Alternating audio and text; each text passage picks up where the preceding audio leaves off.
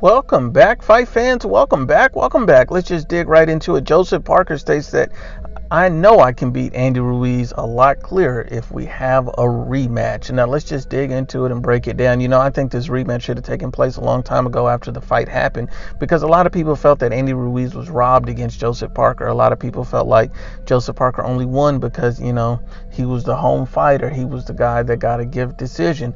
But I will say that Joesph Parker was successful at certain points in the fight against Andy Ruiz. It was a close fight. It was a tight fight. I don't think it was a blowout in either direction. But a lot of people felt Andy Ruiz won that fight. Joesph Parker went on to fight Anthony Joshua, losing his belt and his undefeated record.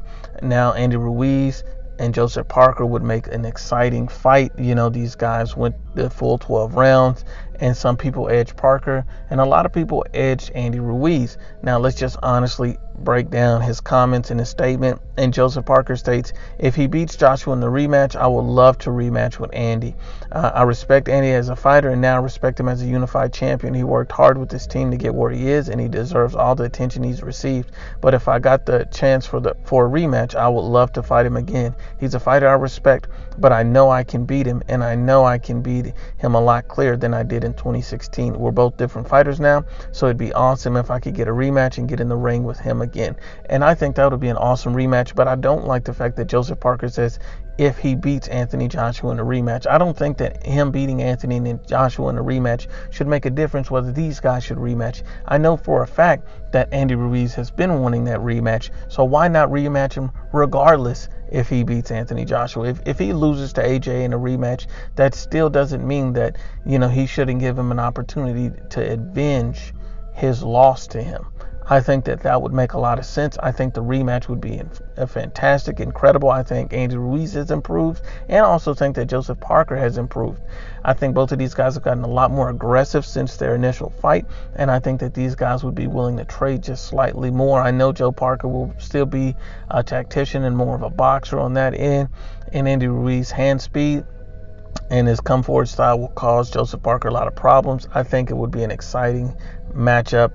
I think it's a 50-50 fight as of right now if these two guys fought. I think it could go either way, but at the end of the day, I think that, regardless if Andy Ruiz wins or loses against Anthony Joshua, he should ultimately get the rematch with Joesph Parker. Now, as far as Joesph Parker saying he can beat him a lot clearer than he did in 2016, I simply don't think that's the case. I think Andy Ruiz continuing to improve, continuing to get better.